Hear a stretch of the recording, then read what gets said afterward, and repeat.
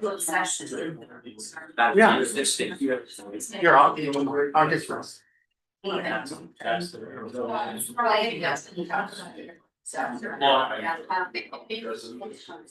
for further, but I don't think it.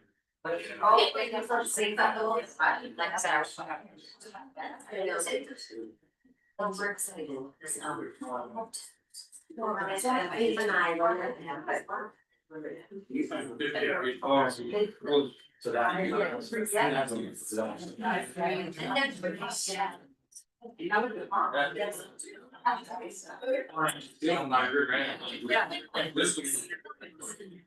Oh, okay. Thanks for.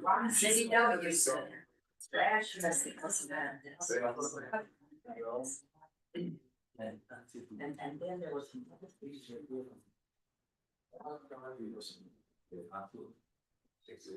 That's really one over.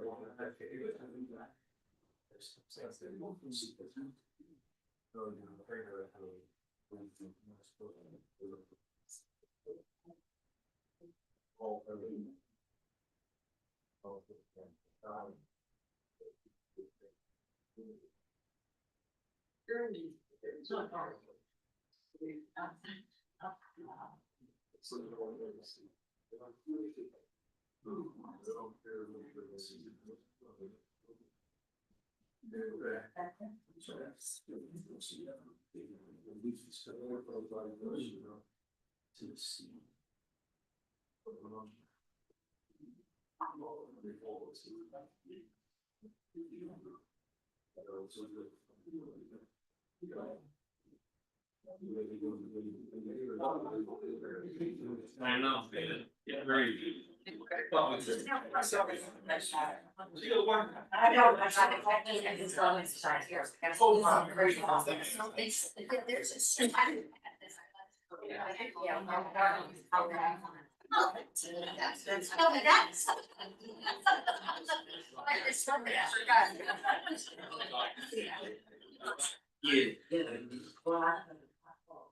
So that's.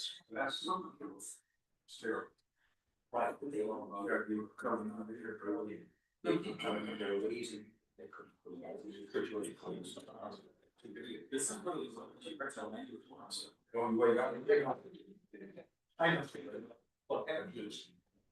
Yeah. When you get it, man, get it. Yeah.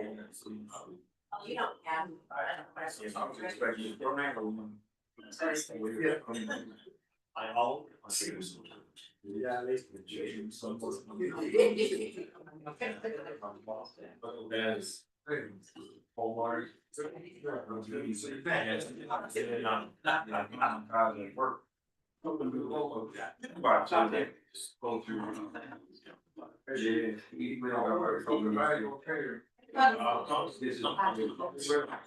Call this meeting to order, it is 7 p.m. We can start with a moment of silence, please.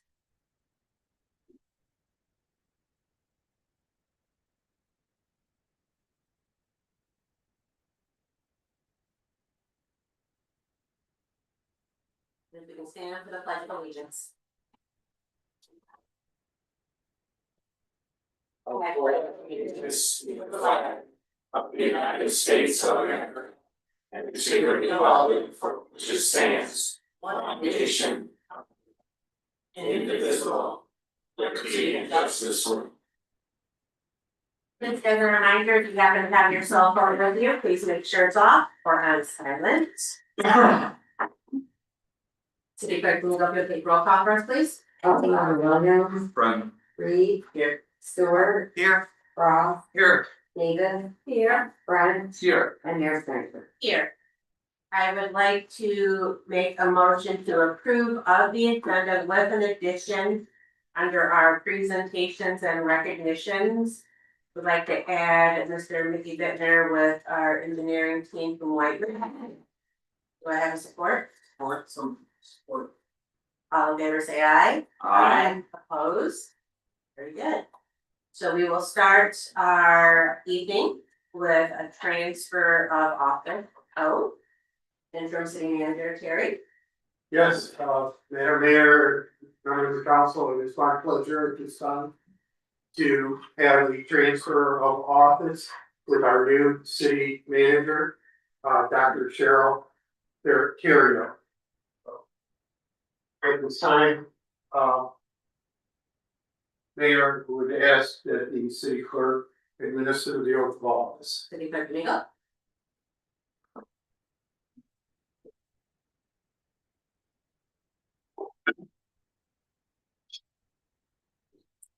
Right here. I, Cheryl Crowe, I, Cheryl Terrio, do solemnly swear do solemnly swear that I will support that I will support the Constitution the Constitution of the United of the States United States and of the state, and of the state, and that I will, that I will, to the best of my to ability, the best of my ability, faithfully and impartially, faithfully and impartially, discharge the duties discharge the duties of the city manager, of the city manager. so help me God. So help me God.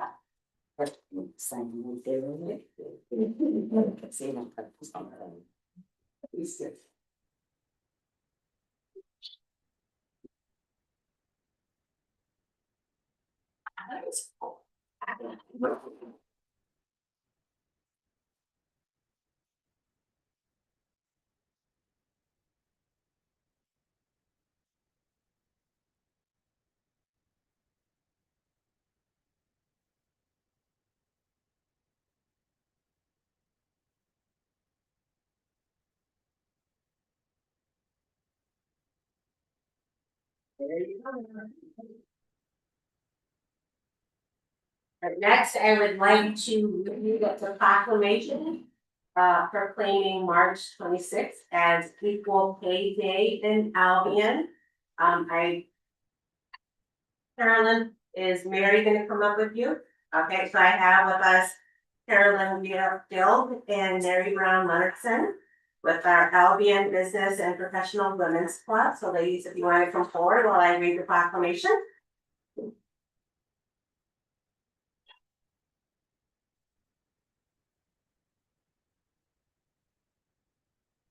Proclamation proclaiming March 26th as Equal Pay Day in Albion. Whereas March 25th has been proclaimed Equal Pay Day by Albion Business and Professional Women. And whereas March 25th marks the end of the days that women must work to earn the same wage that their male counterparts earn in just the previous year. And whereas in Michigan in 2025, women working full-time earn 81 cents for every dollar earned by men working the same period, resulting in a wage gap of 19 cents. And whereas despite legislative policies that support the universal international precept that equality between men and women is a fundamental human right, and that credible research and business reports continue to build the business case for why women mean business for the 21st century. And whereas we are trending toward an extremely competitive job market in the context of a shrinking talent pool, which further suggests that the time is now to utilize all societal and economic assets to leverage the untapped brain trust of over 50% of our workforce. And whereas corporations and communities who take steps today to ensure that they are an equal opportunity employer of choice can gain valuable recognition by discerning consumers for their attention to gender equity in their workplace and business practices. And whereas the city of Albion promotes a culture where the equal treatment of women and men is not just the right thing to do, it is also good for business. That the full participation of women in our enterprises and in the larger community makes sound business sense now and in the future. That a broad concept of sustainability and corporate responsibility that embraces women's empowerment is a key goal that will benefit us all. Therefore, be it resolved that I, Mayor Victoria Garcia Snyder, along with the Albion City Council, proclaim March 25th, 2026 be declared Equal Pay Day in the city of Albion. Ladies, do you want to say a few words? Thank, oh, sorry. You can say I don't come here right after. My name is Carolyn Faith Gilg, and I am a member of the Albion community. I am the current president of the Albion Business and Professional Women's Association. We are a 98-year young organization locally, over 100 years, state, nationally, and internationally. We, Albion Business and Professional Women, are currently meeting the fourth Monday of the month at full moon. We meet to eat dinner at 5:30. We have a program at 6:30 and our business meeting at 7, and we are usually done by 8. If anyone is interested in attending one of our meetings or would like more information, I have business cards I'd be more than happy to give you so that you can reach out and contact me for further details. I also have a membership application for the mayor. Since it's on and off Monday. And you?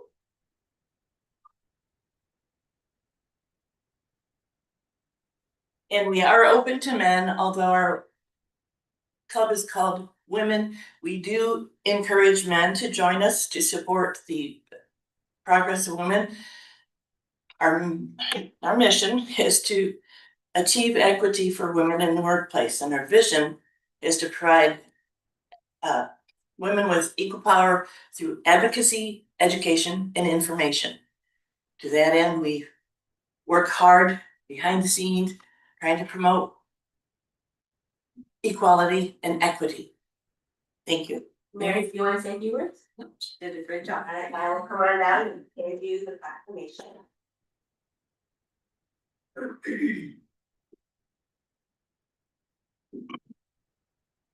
Here. Oh, thank you very much. Where Maggie wants us.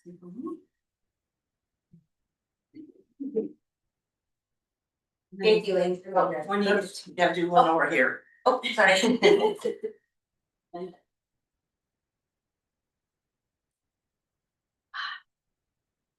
wanted to turn it around. Oh, help me see I know the camera, I don't know. Okay. Thank you so much. Okay. Thank you. Thank you, ladies, for being here. Thank you.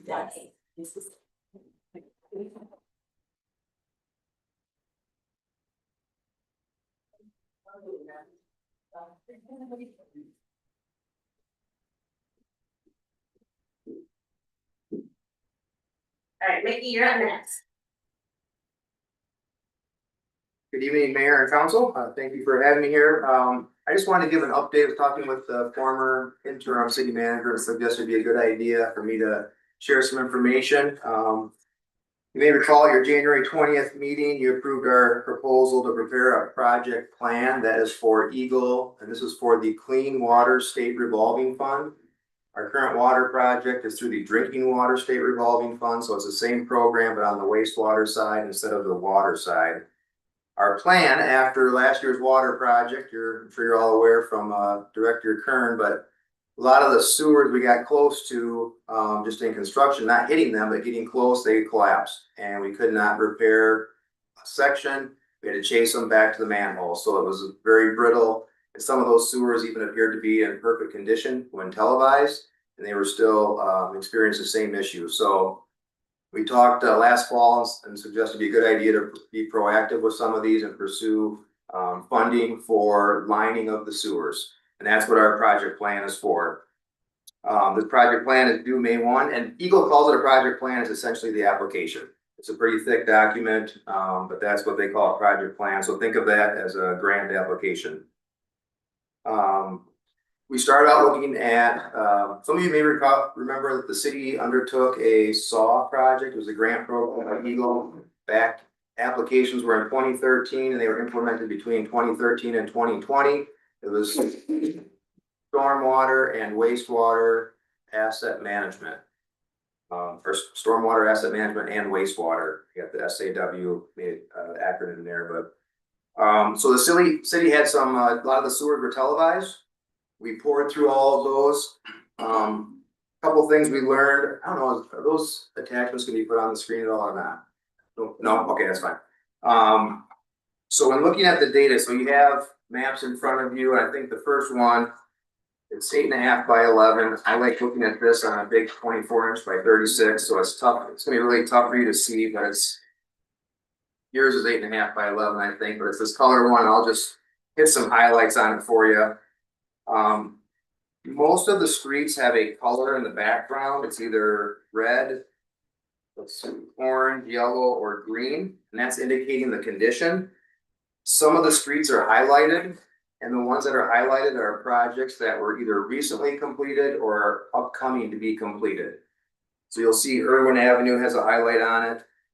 Dean and Hoagland, Albion Street, those are highlighted, those are upcoming. So it shows some of those.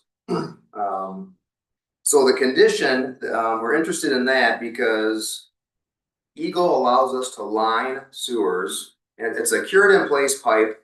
It's essentially a felt material that they can shape into, it's flexible, shape into a U form. They soak it in resin, insert it in sewer, apply either heat or UV, typically it's a steam. It expands, it hardens, it's like, it adds structural integrity, makes the pipe smoother.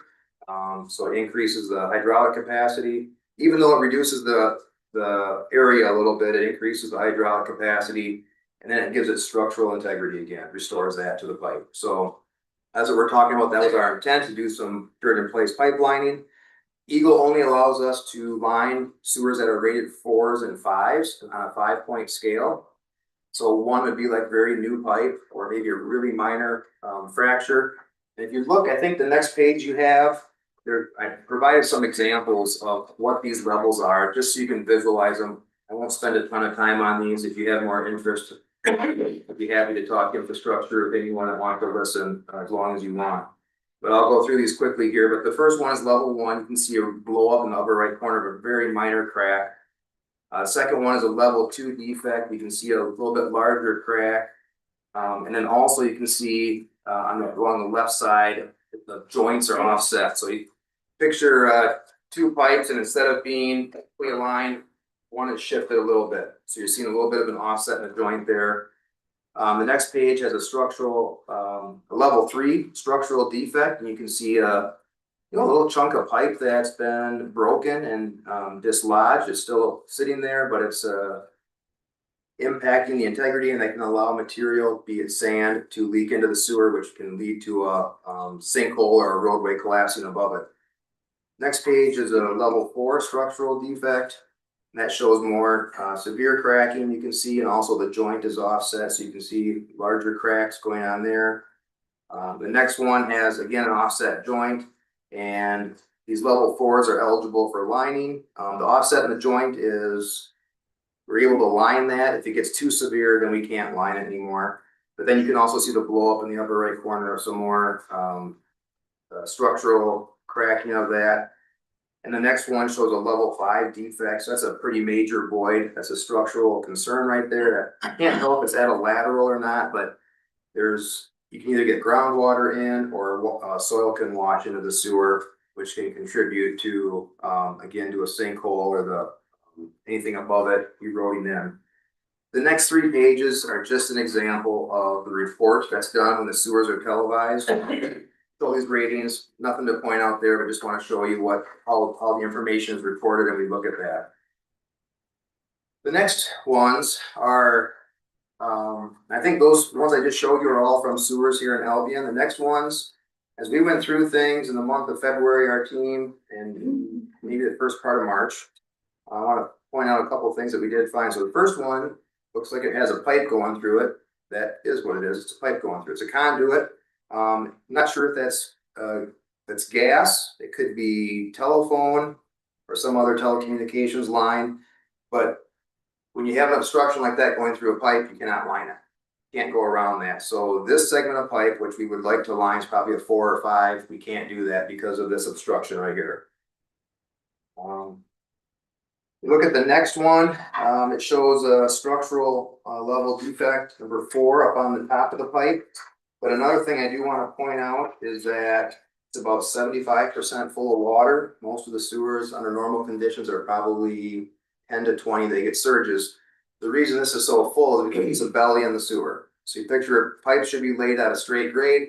This has a belly like this. You don't want to line that because it's just not a wise choice. There's a defect in this. It was either attributed to poor construction in the first place or it was settled over time. So we do not want to line those types of sewers either. The next one has a pretty major offset joint. You can see that.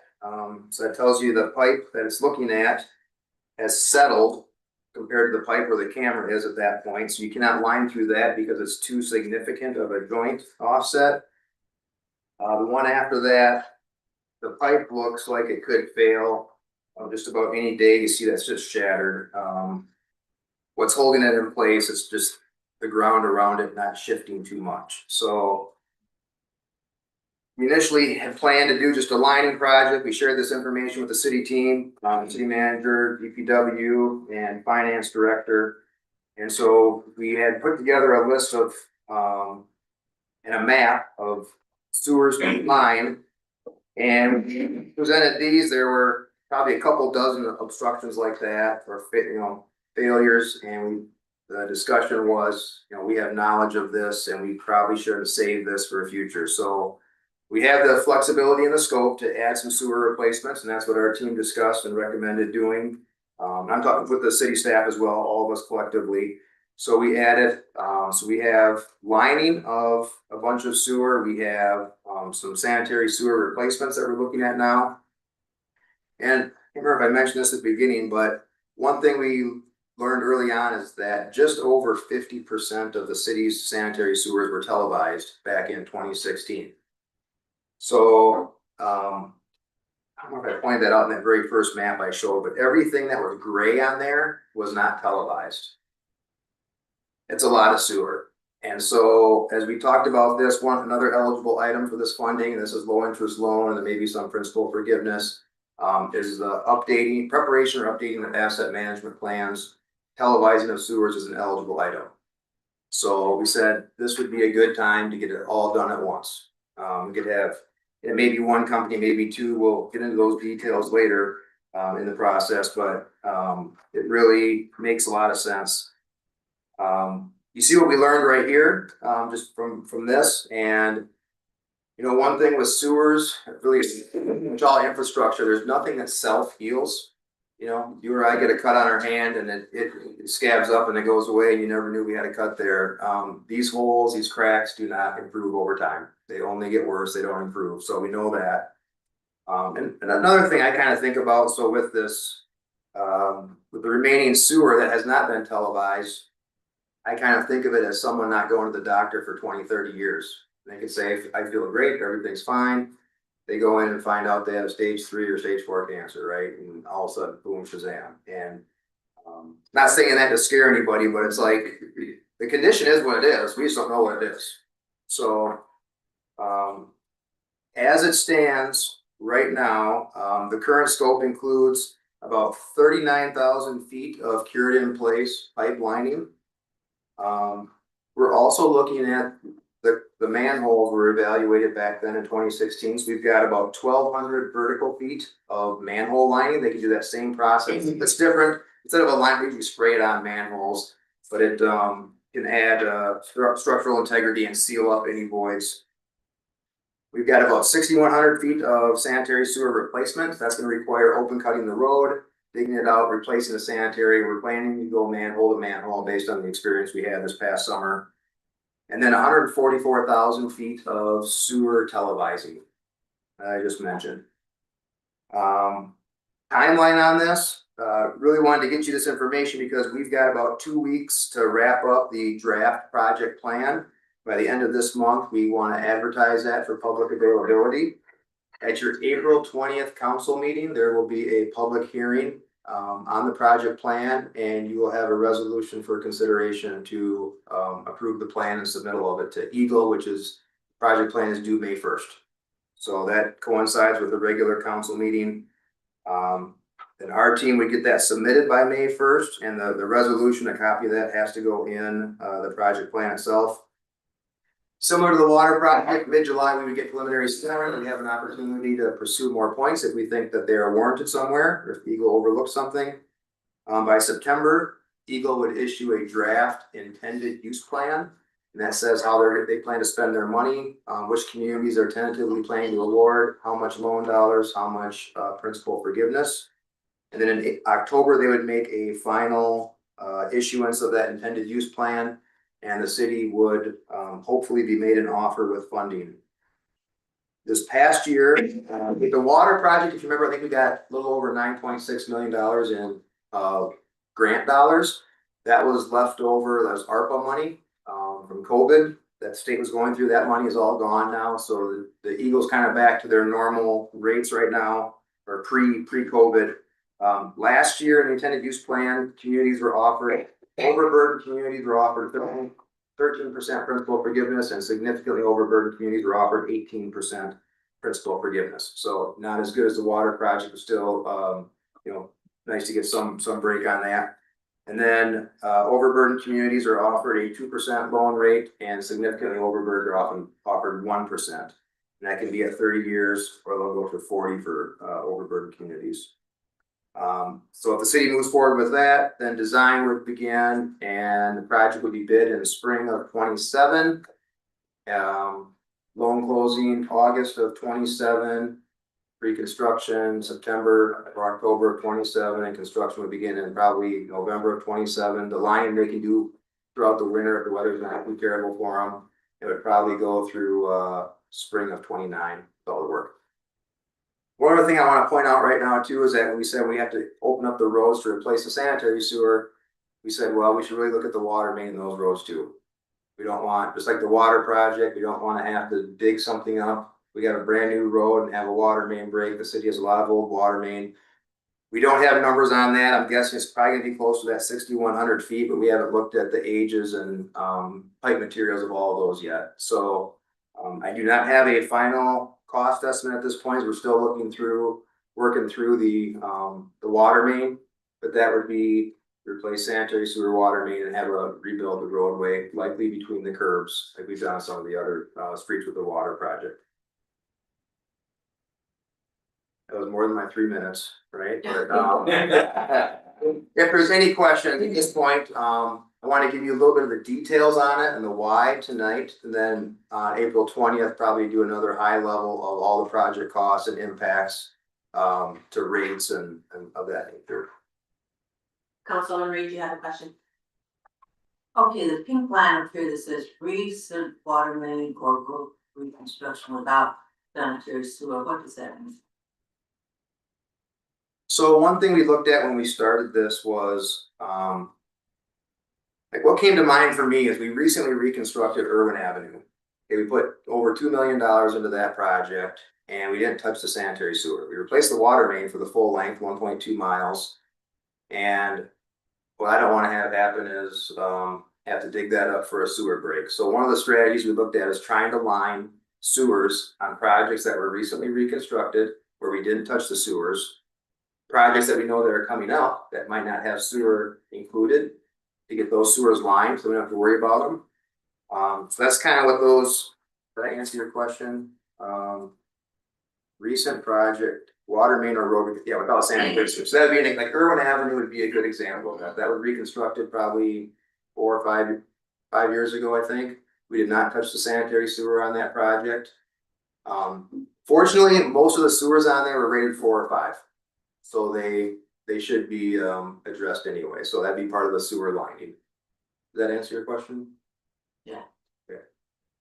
Any other questions? Yes, Mayor Burton. So I understand why Eagle would say only 4s and 5s, that they're gonna support. That doesn't mean that we couldn't take 2 or 3 and do it preemptively. You're exactly right. So we made the case, and we've got evidence. Director Kern has a lot of photographic evidence and probably some video of these sewers that collapsed. So, for example, there was a couple segments on Irwin Avenue that were a 2 or a 3, and we're going to say they were installed at the same time, the same means, the same material. We believe they're of similar integrity from a structural nature. So we have had other lining projects where we've been able to make that case to Eagle as well, where we think these should be because of when they were installed and what we've experienced.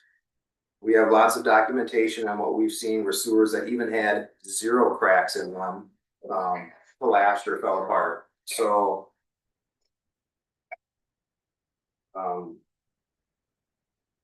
So we can make that case, to your point, yes, we can, make that case, we're prepared for that, we've done it, we've been successful in other communities. At this point, we've got everything addressed that was 4s or 5s. Is included in the number that I read off, the 39,000 feet of lining. That and the 6,100 added together about 45, it's over 45,000 feet. Addresses all the 4s and 5s and it fills in some of those gaps. Yeah. I would think it would be easier to do a whole stretch rather than. Do 150 feet, 300 feet, stop, take a break for 20 feet, then do it again. Yeah, so they typically go manhole to manhole. They have a point of entry, so they go in one, and they go out the other one, and they line it. And then they send in a little rover that goes and cuts out all the sewer laterals. Cause it puts a solid pipe in. Sure. And so they clean it before, they televise it. Even though it's already been televised, they'll do it again. And they'll mark, they'll know where all of the sewer laterals come in and what angle they're at. They put the liner in and they send it back in and they cut all the laterals out. And they televise it again and make sure they got them. So it's a pretty impressive process. Yeah. The advantage of it is you don't have to tear up the road for it. So it saves a lot of expense on that. That's what a lot of communities do it. It's a great process. But this would essentially tackle everything that we know about. The plan would be to do the televising of the remaining 144,000. And we would expect probably a phase 2 in 2029, maybe 2030, something like that, because we're gonna find some things there. One thing we also noted is that a lot of the sewers that weren't televised are ones along the river. Which I would suspect is the highest likelihood for infiltration. So if you're below water table, if you've got water leaking into the sewers, that's going to your wastewater plant. It costs the city money to treat that.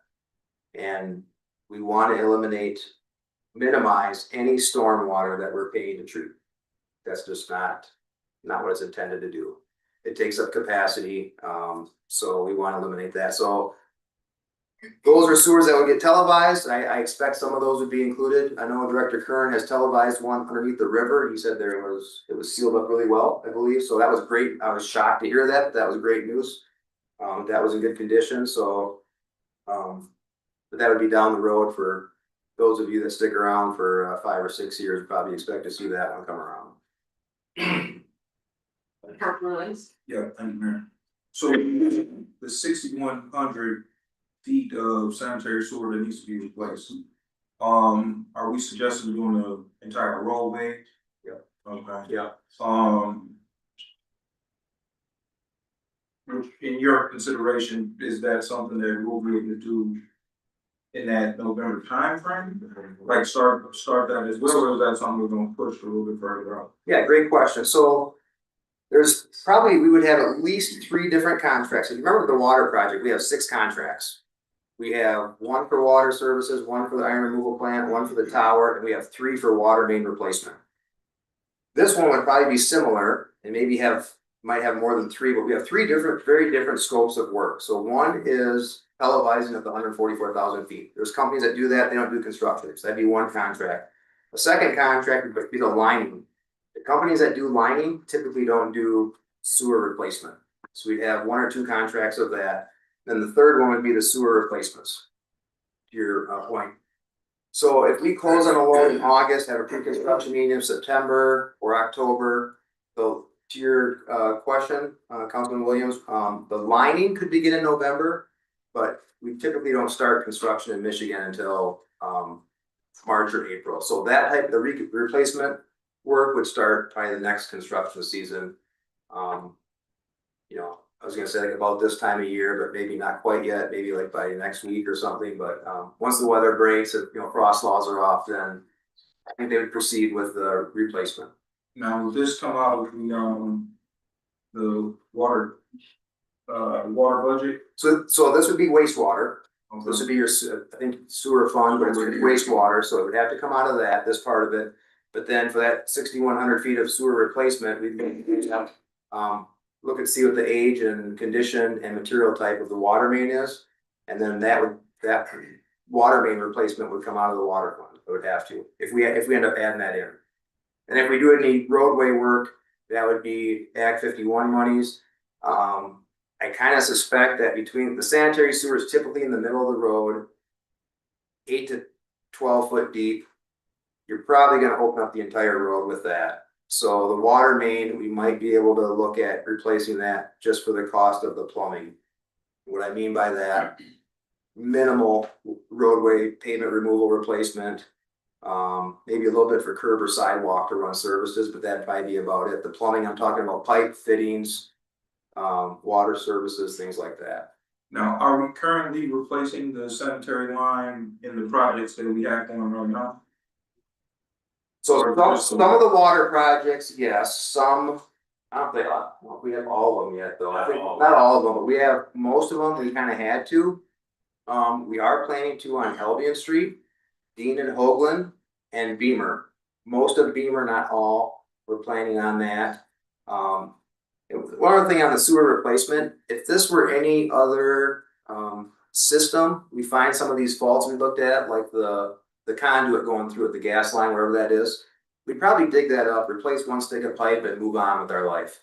And just call that good. Just dig one hole, 15 by 15, dig down, do a spot repair it's called, and just leave it. We had a lot of experience from last summer that when we tried doing that, oh, this little piece of pipe collapsed, let's dig to the joint and replace it. We got there and they tried to put a coupling on to attach it, and the next pipe just crumbled. And they went to the next one, same thing. So we're planning for the worst. If we find a piece of pipe that's solid, we could potentially reduce that. But we're gonna probably plan for the worst. Yeah, we're gonna plan for the worst, hope for the best.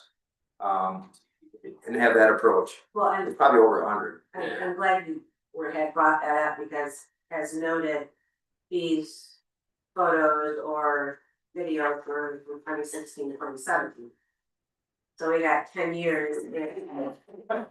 That's why I said they don't self-heal. I mean, these things, they might be the exact same, but not one of them is improved. Yeah. I'm certain saying that. So the ones with holes or voids probably have gotten worse. But and this one with the pipe going through, I mean, that's we can all kind of laugh at that a little bit. It's like, how could someone do that? I don't know if that's been that way for if it was the year before. That one was done in 2017, March of 2017. That could have happened in 2016. That could have happened in 2003 or 1991. And had it been more recent, if some company had recently pulled a permit, or if we could find it on that street, probably have them pay for part of that. But I don't, and you're not unique. But we didn't have it mapped at the time. That you already have a map, that could be too, but you're not unique. I've seen this in many communities. Where they bore through either a storm sewer or sanitary sewer. So it's more common than you'd like to think. Yeah, as I look at level 2 structures, kind of maybe the third page in, I see Albion Maple. Does that indicate that it may be Maple Street? Yes.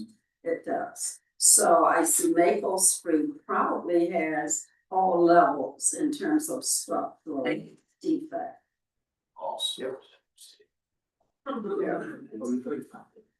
Yeah, you're correct. Get a lot of complaints on Maple. So just wonder, and that probably will come to 27 to 29 in terms of. So North Maple Street is planned for lining. Okay, That was on the list. Yep, it's on the map showing that. Yep. okay, so when the lining occur, possibly the road will be repaired as. No, so the lining is non-invasive, and that's it's really nice when you're on like a major street with a lot of traffic, because they can get in and out probably a part of a day or a day at most. They just blockade around, set a truck up on each end, and they can put the liner in manhole to manhole, blow it in, boom, cut the laterals out, move on to the next one. And they can do many segments in a day. So it's really nice for that. If you have a residential area with low traffic volumes, it's still cost effective because you don't have to get in to tear up the road. Um, Well, we want it torn. I understood. Maple's a tough road. and it Yeah, no, needs to I- be replaced. I know exactly what you're talking about, yep, I've driven it many times, so. Yep, but I think that is probably one of the next priorities, I think, in discussions for roadway projects, probably through the small urban group, the surface transportation program funding.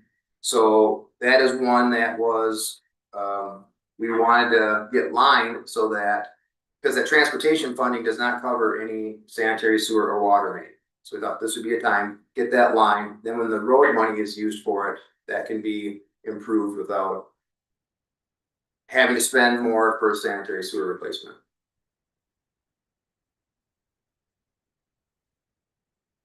Well, thank you, Mickey, for being with us and this is, and hopefully we'll be able to be successful in getting the grant funds and making these improvements. Yeah, I'll be back, April 20th for, consideration of for the public hearing and consideration of the resolution. Good, thank you. Great, thank you.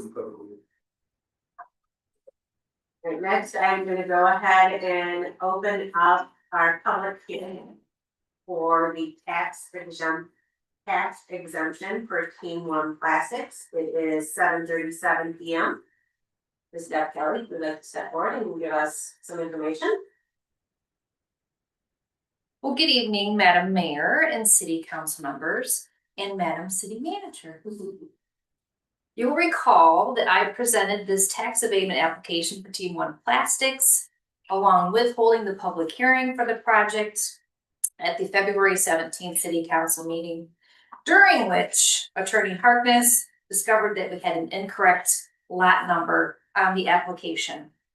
And then we further discovered that the two different lots that Team One Plastics has, Lot 5 and Lot 6, both have different and establishment dates for their industrial development districts. So the new accurate information for their revised application is now Lot 5 with the industrial development district establishment date of December 16th of 1991. So with the assistance of Clerk Domingo, Attorney Harkness, we're holding a second public hearing this evening to ensure transparency and to present the corrected lot number and industrial development district to the public for the revised application, and in hopes to avoid any issues with the state of Michigan when they review it for approval. And at this time, I'd be happy to answer any questions or concerns. Councilman Frank. Thank you, Mayor. Thank you, Director Kelly. I'd like to bring up a concern I had when we first brought this to council a few weeks ago. And that was, considering that they are already into the development of this expansion.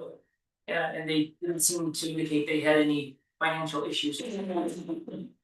What is the motivation to approve a full term 12-year 5% exemption for them? Well, at the Albion Economic Development Corporation, we have an evaluation score sheet that I've discovered that my predecessor had in our files. So I broke that out and I reviewed it. And it's a point system based on the company's overall investment, which is about 2.4 million with the building construction, as well as the new machinery and equipment that they're going to be purchasing, as well as the job retention of 89 employees, as well as the creation of between 4 to 6 employees. So it's kind of it's a metric system. So based on that information from their application, that determines the amount of years that they should be awarded. It's not rubber stamped, of course. That's your decision here as city council people. But that is what the evaluation form says. At some point in the future, if we wish to review that and maybe tweak it a little bit, that's something that I welcome to any feedback on. But that's where the 12-year came from, was the evaluation score sheet. It's a good question. Thank you. Thank you very much. Sure. Any other questions for our PDC CEO? Great, so I will provide the opportunity for anybody in the gallery that would like to stand and address council in regards to this topic. Feel free to come forward. Seeing no movement, I will go ahead and close our public hearing. It's 7:41 P.M. Do I have a motion to approve resolution 2026-09 for T1 plastics tax exemption? So moved. Support. Any further questions for our city manager or city attorney? Good. City clerk Mila? Councilmember Williams, Yes. Reed, Yes. Stewart, Yes. Ross, Yes. Davis, Yes. Brent, Yes. and Mayor Snyder. Yes. Do I have a motion to approve? Oh, sorry, yep. Public comment. If there's anybody in the gallery that would like to stand and address council in regards to an agenda item, you may do so at this time.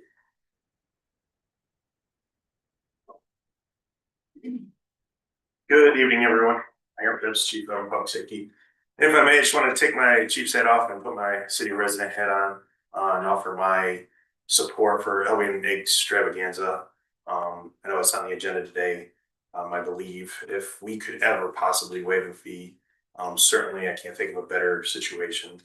I believe the rec department used to run the egg hunt up until a certain time, and then I think in 2019, Audra and Nathan Fuentes took on that responsibility. They've been doing a great job at Victory Park.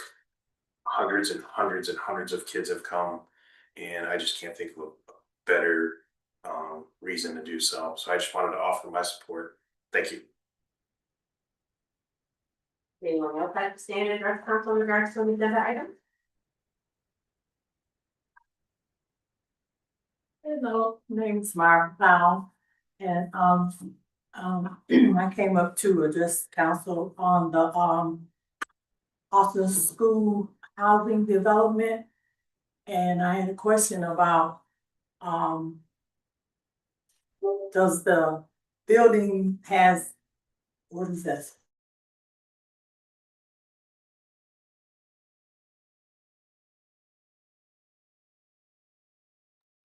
The plan to address it concerning the people that live around that area. So unfortunately, during public comment, we are not able to engage in dialogue. Oh, okay. So we will take your questions, your council member will get a hold of you if you wanted to make sure we get that information. So your home address, 116 West Pine, I'm right around the corner. 116 West Pine. Across from the Salem United Church. Okay, yeah. Mhm. So we will stay in communication with you Okay, about your thank you. questions. Any other public comment? Alright. Next on our agenda, we have our calendar items in our packet. It's your March 2nd study session and your March 2nd regular session minutes. Have a motion to approve. So moved. Support. All in favor, say aye. Aye. Opposed? We have a motion to approve the second reading of ordinance 2026-02, to amend our noise ordinance. So moved. Support. Lisa? Good evening. Just wanted to take this ordinance and kind of bring a reasonable standard to it. Just make it more logical, more fair, more appropriate. Really wasn't that subjective. It was just kind of black and white reasoning. I think changing it to a reasonable standard will give our officers, allow them to exercise their discretion and be able to just be able to solve problems better. I think with this ordinance, sometimes we found that sometimes people will use us as a police department to weaponize us against a neighbor they're not happy with or dealing with or another situation. And they will repeatedly call 911, try to use us to intimidate them. And I just want to make sure that, that isn't happening and that we just really do the best we can with this ordinance and just bring that reasonable standard like so many of our ordinances are already. Any questions for Chief Phipps? Okay, thank you. Appreciate it. Thank you. Any good, Mika? Councilmember Reed, Yes. Stewart, Yes. Ross, Yes. Davis, Yes. Brent, Yes. Williams, Yes. and Mayor Snyder. Yes. Do I have a motion to approve ordinance 2026-03, the collection and payment of water and sewer services? So moved. Support. City manager. I will prefer to. Okay, Attorney Harris. So, this was just a minor tweak to our existing ordinance. Right now, the existing ordinance has, it's set up for collection on a quarterly basis. As council is aware, we're switching to the new water meters, which actually pull the information on an hourly basis.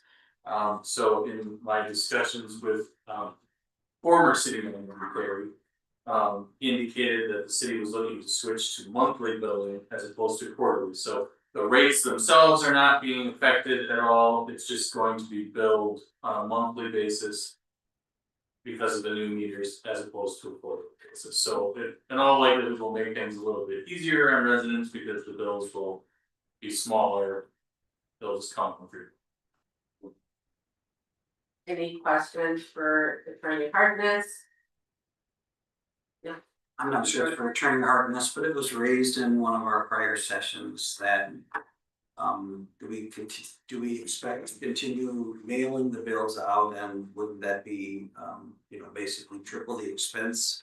And I wondered if we had any response to that. So I think Director Kern had said at one time that billing could be done on a mobile app with the new meters, is that correct? Correct. Good evening, council. They'll be able to do it electronically through email, and also with a mobile app, and also through a web application. It also gives the homeowner the ability to monitor their bill as well. Does that mean we won't be mailing out? That's really what the crux of the question was. The Yeah, I'm kind of leaving that part up to Director Clark. That's going to be more so his department than mine. I just know that we'll probably still do it for a while and see how it goes. I mean, cause I know what you're trying to allude to, like we have older folks who may not be tech savvy or have the access to do that, but. And just as a follow-up, I would suggest that we provide the ability for our citizens to opt out of a paper bill like we do in many other instances. I think that's the overall goal, but it is like the mayor said, that's our big concern is missing some customers, so. Mayor Tim, I'm sorry, I said thanks. do you have your? No. Councilman Williams? Yeah, I would agree with you, Mayor. I think we do need to retain the mailing services to a certain extent, at least for those seniors who don't communicate using electronics. So as long as we factor that in, I think. I think if we can find a way when we do the system upgrade as an opt out, most people would. They'll have that ability to check Electronically, but yeah. to sign up before opting out if they would like to, just to get electronic bills.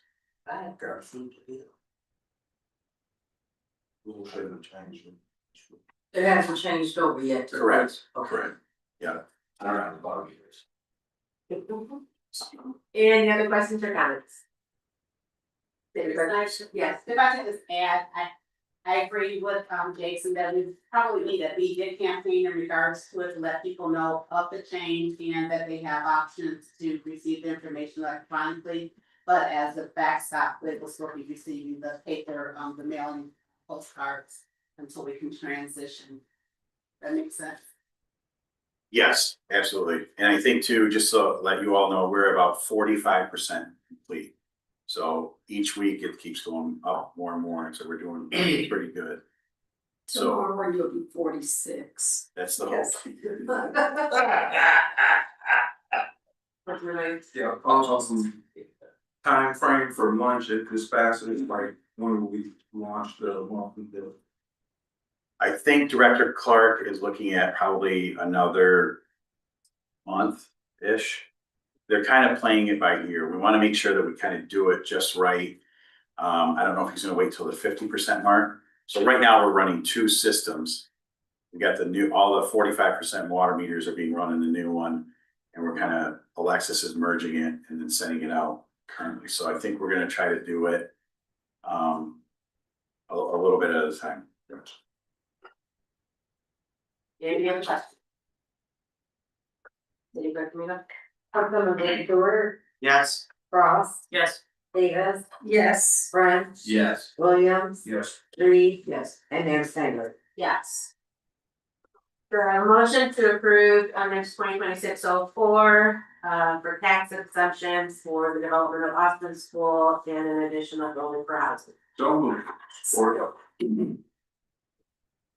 Mr. Gary. Yes, Madam Mayor and members of council, before you is information regarding the pilot program in regards to Austin School. As you know, last year we were working on a pilot with Community Housing Network and Washington Gardner School. A few months ago, we were presented with a proposal to renovate Austin School along with building another housing unit on the property just to the north of it. And so, but on the same property. Again, the pilot program, trying to be consistent, was created to replicate and not to have competing pilots with different entities. As you know, there are two filing deadlines. One is in April 1st and the other one is, I believe, October 1st. There are limited number of tax credits that the developer gets, and we have the Washington Gardner and we have Austin School, which two different entities vying for the same pot of money. It's a very competitive program. It's based on points. And as some of you were here last meeting and some of you weren't, we had Mr. Dane Prescott of the Pivot Group just present what could be proposed. As you know, ordinances takes two readings, and in our particular case, it would take another special council meeting yet this month to have council consider if you wanted to pass such. So where do we go from here? There's a motion in a second to approve this pilot program. But what's at stake here is Austin School. We also have the Washington Gardner. They weren't successful in the last round of funding. They're both making applications, both Pivot Group and Community Housing Network. So in this particular case, and I think I illustrated or have illustrations, what is being planned is approximately a 47 unit apartment complex to go up on that property. As mentioned earlier, and rightfully so, I hear the concerns, well, nobody's paying, or in this case, they're not paying their fair share. As one other person had pointed out, that school has sat vacant for close to 30 years with no movement. And then you go across the street and you see more abandoned buildings. One of the attractive things is to take that building and that area and improve it to incentivize the economic development in that area, in that neighborhood. And while it's not fair, what is fair is trying to provide mixed income housing. And so the administration is leaning towards supporting this, and while we're supposed to take a neutral position, we've had opportunities working with other developers with no interest, but in going elsewhere. And so right now I'm trying to explain this, why a developer would want to. This is what they're in the business for, is trying to receive these credits to incentivize the redevelopment of structures.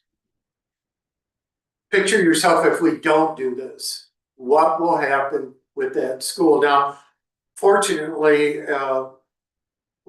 Dr. Terrio in office, she has access to developers and we've tried to get developers interested in those. Different councils, different philosophies. However, I see this as an opportunity where we could succeed. And I think our community will be the better should council approve this. Now, again, this is a competitive process. So if the pilot, if the grant, the funding agencies don't reward or award the pivot group, nothing will happen. Now, that's not to say that they won't start over and apply in October. That pretty much could be. But a lot of these groups, after 2 tries, they'll move on to different communities. So that's what, I don't want to say is at risk, but that's what the alternatives are. We appreciate everybody's perspective on this, we really do. And there's no right or wrong answers. It's just that we have an opportunity to take a building that has sit vacant for 30 years and turn it into mixed use. So that's why the administration, I don't want to say is urging, but it is very attractive from where we sit to take advantage of this opportunity. I welcome any questions, any comments. I wish Mr. Dane were here, but a little while ago we had a whiteout condition, so I don't know why he's not here. Any questions or comments? Stuart, Ross, sorry. Thank you, Mayor. Thank you, Mr. Terry. Thank you. Most everyone knows me as a historic preservationist in my other job. And it would give me no greater delight than to see a historic building like the Austin School rehabilitated into something that this community would be proud of. However, that is not why I was elected to sit today. Not for the preservation of a single building, but to help maintain the continued preservation and revitalization of this community. I've done some research on Pivotal, the company, the developer in question who's interested in this project. And on average, their LIHTC tax exemption is 9%. They're only offering Albion 7%. The average duration of their projects is a 30-year term, not 45. I want to see housing here, but I also want to make sure that we put ourselves in the best negotiation position we can to get the best part of this partnership. If this is a partnership, then it behooves us and behooves them to make it as equal and as beneficial to both parties as possible.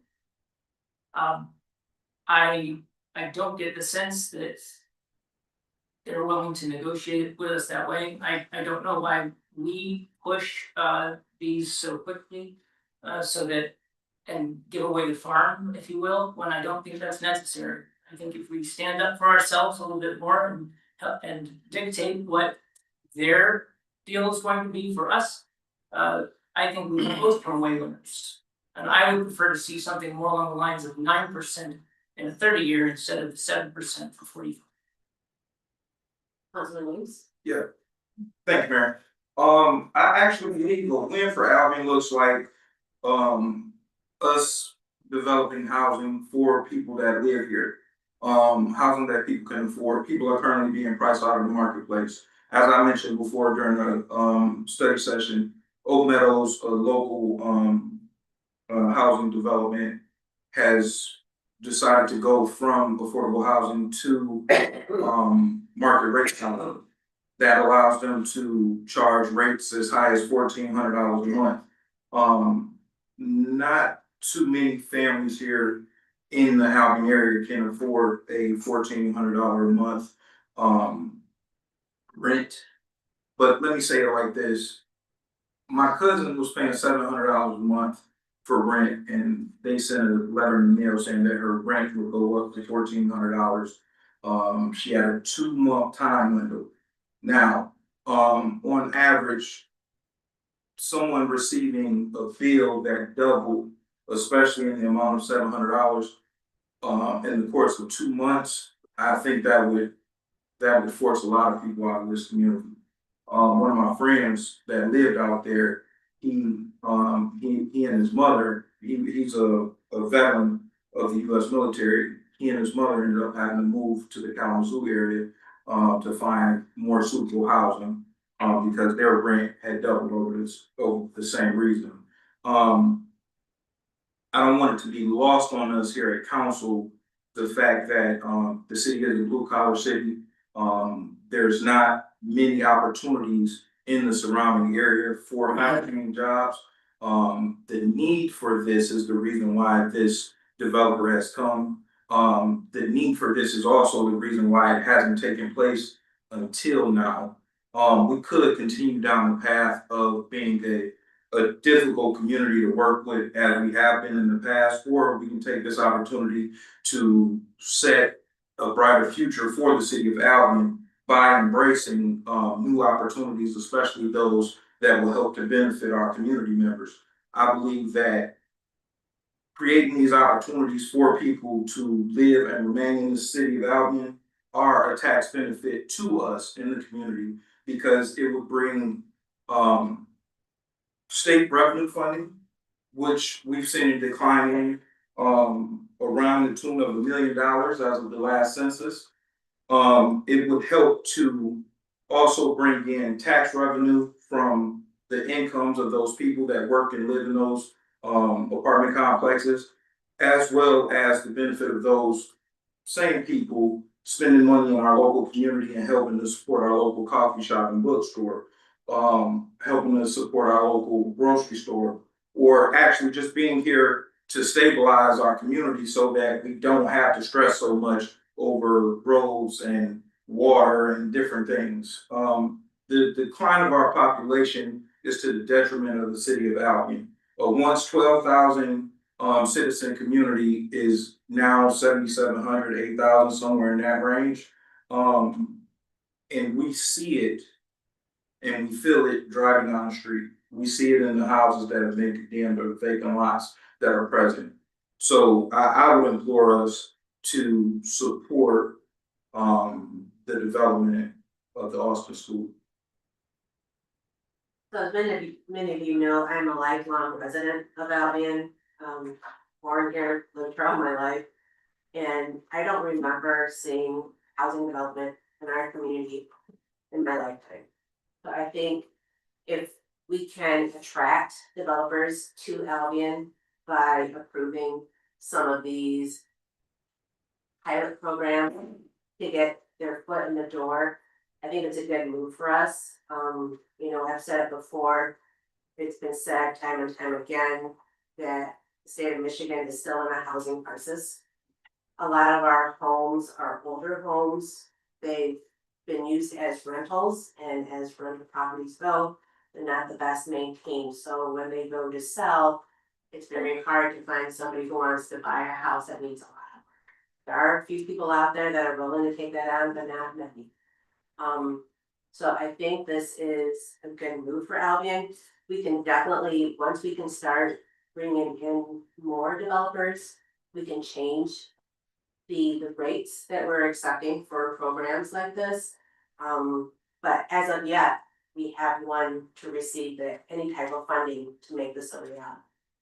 So again, we are approving this in hopes that they can get the grant approval to make this development a reality. But only one of them, more than likely, will get it, if any of them. So then if neither of them get it, then we're back to square one in trying to attract the developer. So I don't see this as a bad thing for the city. Yeah, you know, I understand where you guys are coming from when you have concerns for the terms. But I think in the long run, this would be a good move for us. Comment? I agree. It's interesting hearing the research that has been done as well as the talking points. But I think there is validity in both. And the building has been for sale for 30 years.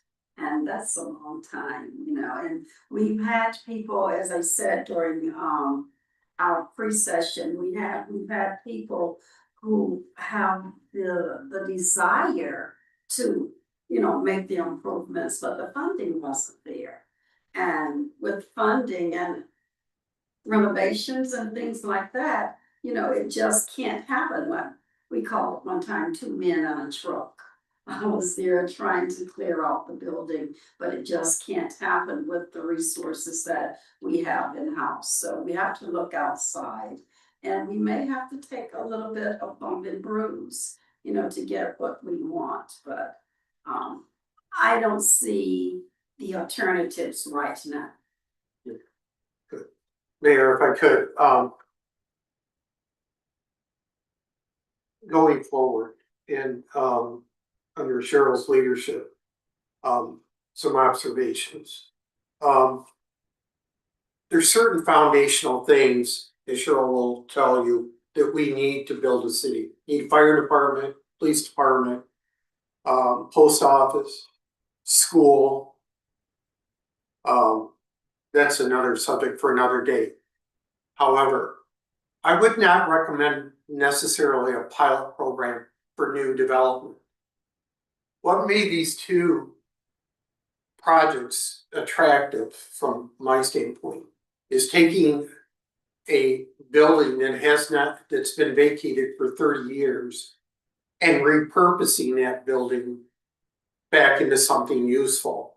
If we had a vacant piece of property, no, I don't think that would be fair to single plotted homes. I don't think that'd be fair at all. However, we have an opportunity to take a building that is in disrepair and give that building new life, repurpose it, and give that geographic area of our city some economic development. So going forward, my observation and being a long time in this business, I would not necessarily support something in a vacant piece of property, not a pilot. Maybe a tax abatement, but not a pilot. But on these two buildings, Washington Gardner and Austin Avenue, I think it's a good alternative. So that's all I just wanted to comment. I think so too, and it would also help to improve that part-time, that it's a nice, I live in that area, it's a nice part of town. But because that building is sitting there like that, you find some of the places around there junky and really not up to par. And I think with the change in that, it's going to make the whole neighborhood improve. I'd also like to add, I've looked at the work that the Pivotal Group has done in the Jackson area.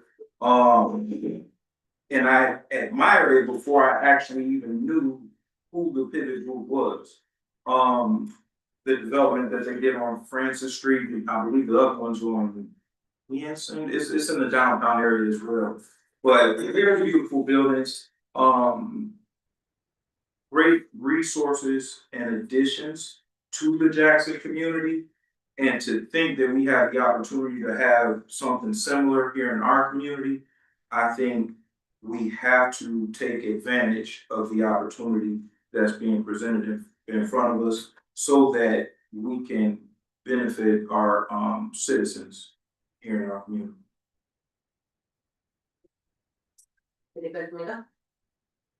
Councilmember Frost, No. Davis, Yes. French, Yes. Williams, Yes. Reed, Yes. Stewart, Yes. and Mayor. Yes.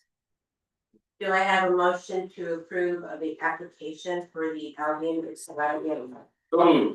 Support. So we do have a little write-up along with the application itself. Keith did stand up in support because this is the only event that we do have in the community.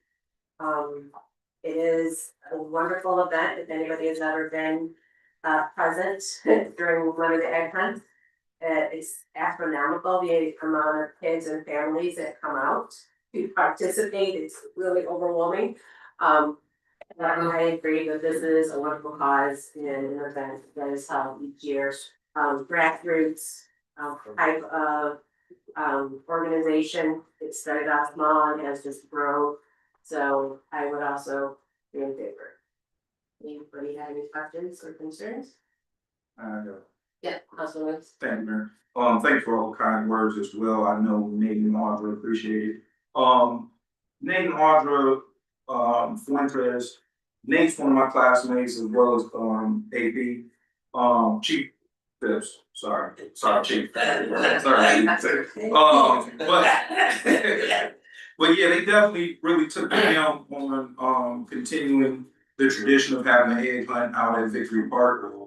They tapped, their friends, family, loved ones, and community members to donate and volunteer and to put on the event. And I gotta tell y'all, it's probably the biggest event that takes place in Victory Park. Like, you have trouble parking, you almost gotta park by the river. It's a long walk, but it's a good time. So children out there having a great time, smiling. It's a phenomenal event, and I definitely think this is something we should support. Any other questions or comments? Councilmember Vega. Yes. Bright. Yes. Williams. Yes. Reed. Yes. Stewart. Yes. Ross. Yes. And Mayor Snyder. Yes. Next is our discussion on the charter amendment for city manager qualification. Trey Harkness, do you want to take this one? Yeah, so as council's aware, we had a long and difficult road in our city manager search. Fortunately, we were able to wear Cheryl down to the point where she needed to. While I hope she's with us a good long time, I think the experience should give us, we should probably reflect on what we should do in the future when eventually Cheryl decides to retire and we have to look for another city manager. Right now, as council's aware, our charter requires that the city manager have both a bachelor's and a master's degree. Specifically, the master's degree requirement, while I think it's awesome that we have that, there aren't that many city managers across Michigan that have a master's degree, and as we found out through this last class, it disqualified a great number of candidates. So what I did is I looked at 6 different communities. I looked at Charlotte, Eaton Rapids, Battle Creek, Leslie, Potterville, and Williamston. And of those 6 cities, they basically had 1 of 2 variations of language. One section language basically said the city manager must have had training for or previous experience in city, public, or business administration. The other version says that the city manager is appointed on the basis of executive and administrative qualifications with special reference to training and experience. So I'm not saying we need to go that general, but that was the trend. Of those 6 cities, 3 of them had first set, the other 3 had the second set. So my suggestion would be we go with something along the lines of requiring you could say a bachelor's degree in public administration or a related field, and previous experience in city, public, or business administration. Right now, the way ours is set up is you have to have a bachelor's degree and master's degree in either public administration. I think it says or equivalent. So hypothetically, someone who's a city attorney could be a city manager, or well, I didn't want it either. I don't know, it's hard enough being a city attorney. So I bring this up now because we've already got our board of review at the Attorney General's office for pre-review with the idea that we can put it on for the November election this year. If we want to look at doing a charter amendment, now is a good time because we'll already have one on the ballot this fall. So I thought I'd bring it to council to see if we have any thoughts in this regard, and if we can come to a consensus, I can put together a resolution to send the AG's office for pre-approval. Councilor Williams? Thank you, Mayor. I would say I agree with you on not going so vague with the requirement. You don't wanna cast a net so broad that you have to filter through so many candidates that potentially won't filter out. But I do like the recommendation as you said. Mayor Pro Tem French? Thank you. When I read this, I saw the or equivalent as sort of sufficient. And if we wanted to define what equivalent would be, I don't disagree with the idea of bringing it to the public and having it change our charter, but you could simply add at least a master's degree in public administration or equivalent city management experience. And that way, we're gonna get somebody who's been a city manager somewhere. The degree is irrelevant if they've been city manager somewhere else and have come through that experience with positive recommendations, then that should count. So if we just add those 3 words, then we can still have the master's degree up there for people who wanna collect a piece of paper, but I don't wanna limit it to say that we're not gonna consider candidates that have it, right? So we're vague. I'd rather be a little more specific by just saying those 3 words. I guess my thought was to say, because the way that it's set up right now is a bachelor's and a master's are your minimum requirements. Or an equivalent of it, or it says a bachelor's and at least a master's in public admin. Or an equivalent to a master's in public admin, which could be a Juris Doctor, it could be something higher, like a PhD. But my thought is rather than to set a minimum with a bachelor's degree in public administration or equivalent, and then if somebody comes along and has more education, they obviously qualify.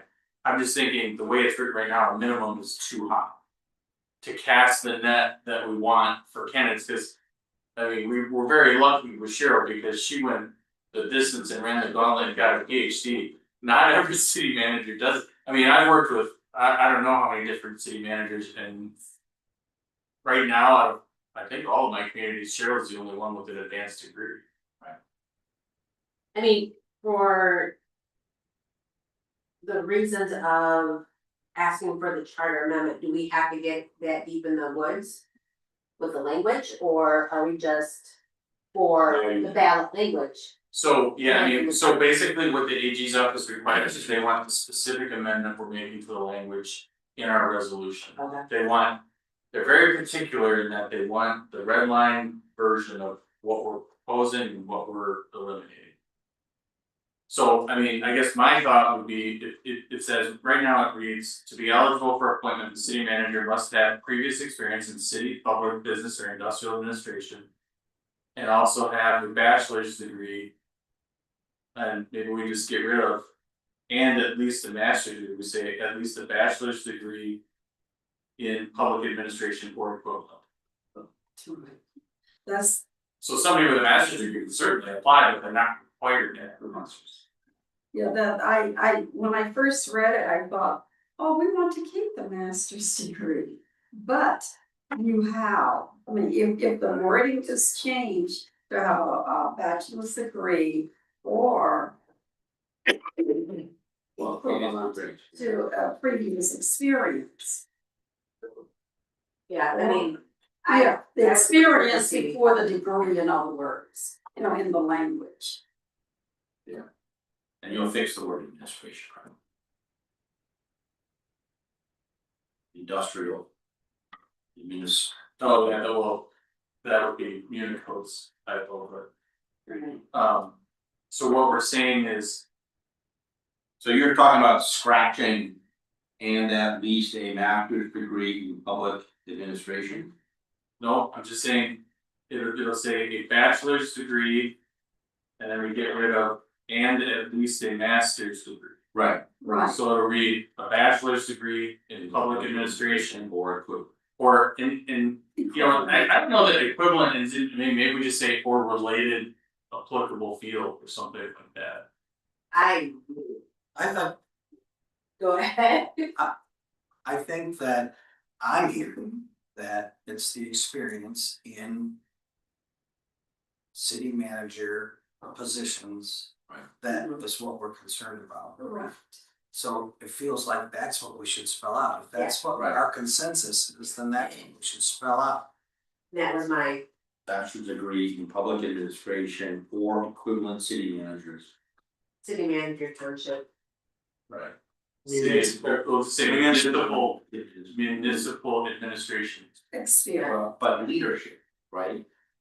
Well, so here's the question though, the front part of it says to be eligible, the city manager must have previous experience in city public business, so we've already said that. So then here's the question, if we're talking about, you want to ensure they have previous experience, do you want to put a number on it, saying like you have to have? I would just get rid of. I want them to have been a city manager or a township manager somewhere else before they qualify for us.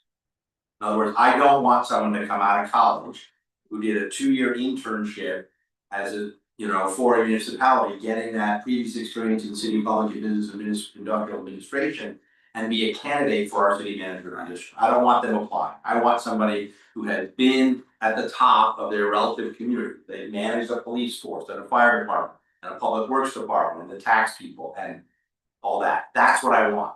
Whether they have a piece of paper, I mean, there's a billboard coming into Albion from the side, like get rid of the paper chain or whatever it is, so that experience is the thing that's counting. I want somebody who's led. I don't want somebody for whom we will be their first time leading all of those departments. So how about the city manager must have previous experience in municipal administration and also have a bachelor's degree in public administration or equivalent. Right, but administration doesn't say leadership.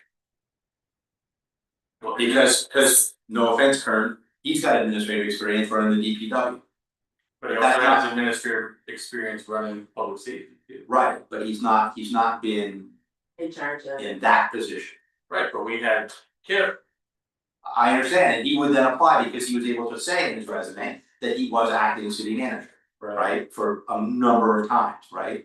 That's what I want. I want someone who's actually sat in that position for some period of time, not 2 months, but at least a year. I don't wanna put the number on it. I just want candidates to say, oh, I don't have that, so I'm not gonna apply, or oh, I have that, I am gonna apply.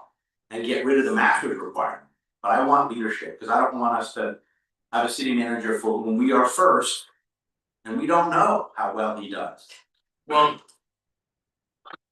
Madam Mayor, you obviously, and your point is well taken, however, any one of the staff could step into that role between the mentoring of Cheryl and by witnessing other managers. So to suggest that Director Kern or Director Phipps or David or anybody, they could, just by witnessing and evaluation, could step into this role. I think that's exactly an excellent succession plan.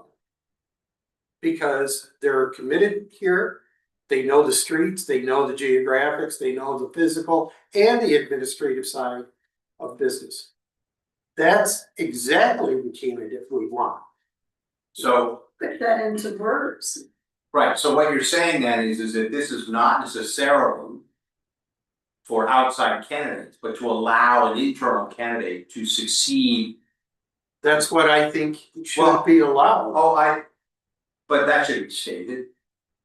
What I would like is for us to, because certainly if Chief Kip were still chief and he had led us as interim city manager on several occasions, he absolutely, and then returned to his chief position, absolutely. So if we want Chief Phipps or Deputy or Director Kern to serve in that position, we should give them this position on an interim basis during vacations, during leaves, what have you.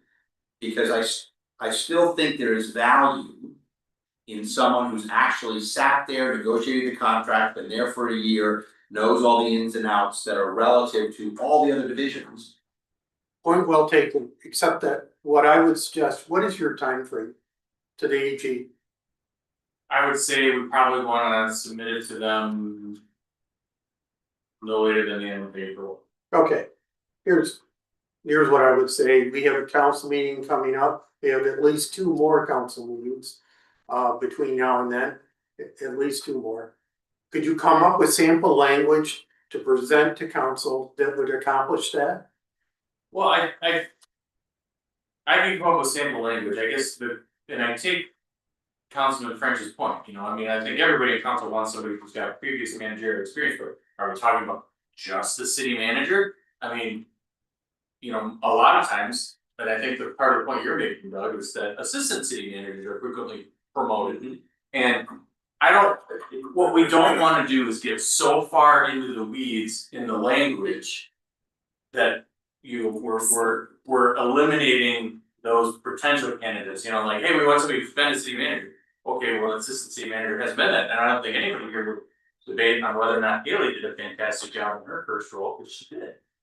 But I think to limit it to just previous city manager experience pigeonholes us to candidates that have sat in the chair when there are a lot of times like the Meridian Township, just our current manager was the former assistant city manager in East Lansing. He's doing a great job. So I hesitate to get, I think it's too, I think some of these communities have language that's too broad. I think our current language is too, I think the requirements are too high. But I also don't wanna get too specific with this because I think we're gonna lose. The idea is to cast a wider net. And I think we lose something if we say you have to have been specifically a city manager or a municipal manager. So kind of going to what you were saying, I think if we allow Attorney Harkness to draft language that kind of encapsulates all of our sentiments. And I get what you were saying about internal candidates. That, yeah, definitely for an internal candidate, yeah, but for somebody else to come to our community and not know how we have, how our structure is, how we run things, and if they were only, you know, a director of one department. I think that would be hard to translate into running our city hall. But yes, having somebody internal who knows all of our facets and knows our personalities, that's a different story. Thank you, Mayor. I think what I'm hearing is that there is some sentiment to changing the language to allow it to be broader. I would agree that the individual you're seeking has to be. You said it. Should have the same leader experience in municipal operation. One thing that has been overlooked is there's also certifications, like I have the ICMA International City Managers Association Certified Manager designation. So there are other factors that can be considered. That could be an and or within the language. I don't know, it could be something considered when you're actually posting the position. But I don't know if we need to belabor it here. I'm confident that Cullen and I and Doug can craft some language for your consideration and come back to you on that. And the one other thing that's important to point out, our citizens, they're the ones that are making this choice. So we have to give them language that they have confidence that we're doing the right thing, because they're the ones ultimately that are approving this. Councilman, do you have a comment? Yeah, I mean, I think, the new city manager, okay, for that. Councilman Davis, you have a comment? No, I like what she said, because there are things that we haven't even considered regarding the certifications, which are very relevant. But so I think we leave it to that, to let them form the message. Right, sounds good. You got homework. That's right. Always. Alright, next is our discussion on study sessions prior to council. Councilman Pratt, this was your agenda item. Yes, thank you, Mayor. So this council's been doing study sessions since before I sat in this chair. And I was hoping we could discuss a little bit about that history, why it was decided that they were necessary.